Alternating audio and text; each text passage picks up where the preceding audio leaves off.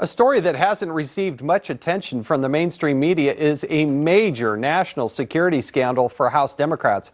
44 Democrats employed a number of Pakistani nationals as internet technicians who are now under investigation for allegedly gaining unauthorized access to congressional data, including classified information.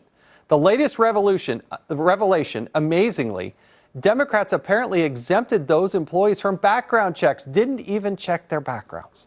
One reporter has been doing great work digging up the shocking details. He's joining us now. His name is Luke Rosiak of the Daily Caller. Luke, I got to tell you, you've done some great work on this. But give us a synopsis of what's happening here, because you had 44 Democrats, including Debbie Wasserman Schultz, who's the head of the DCCC, the Democratic Congressional Committee.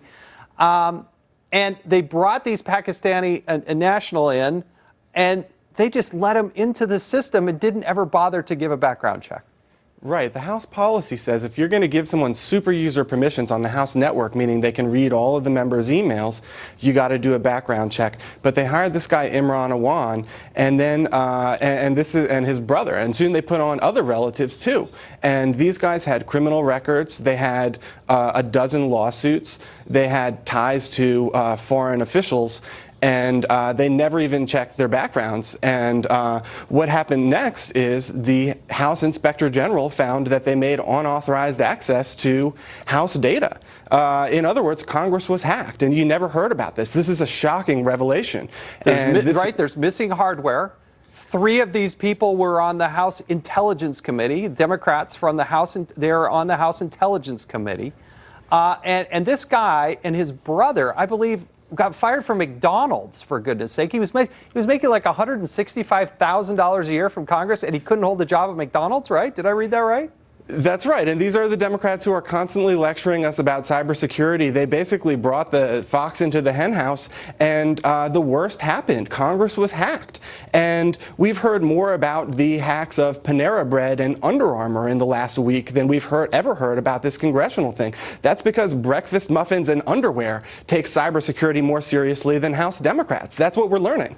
Well said. Now, not only did they get in there, but they were in there for a long, long time, right? This is not something that just happened in a couple days. How long did this really go on?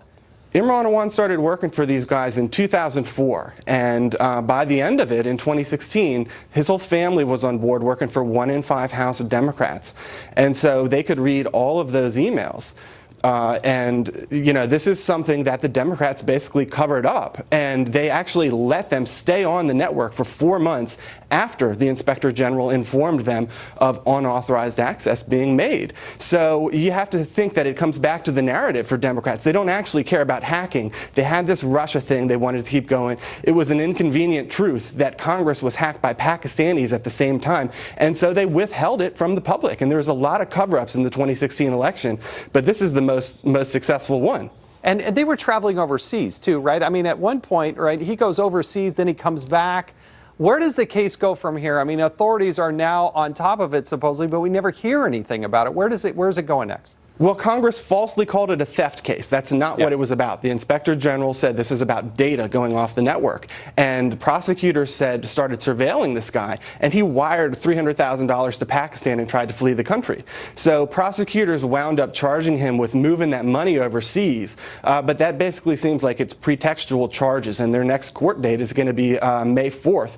And we're going to see if they're going to add the real charges. But if they don't, this is a cover-up afoot, full stop. And it's pretty hard to take Democrats seriously with their fundraising group, the DNC, because that's all it is, a fundraising group that was hacked, and they talk about it nonstop. What we're talking about here on the House side is their official U.S. government offices. Over a long period of time, the Daily Caller that you work for has a great story on this if you want to read all the details. But this is truly a national security scandal, particularly with people on the Intel Committee. And then one of the things that happened is they got access to their personal emails as well. Luke, you've done great reporting on this. Keep it up. I look forward to reading more from you. I appreciate it.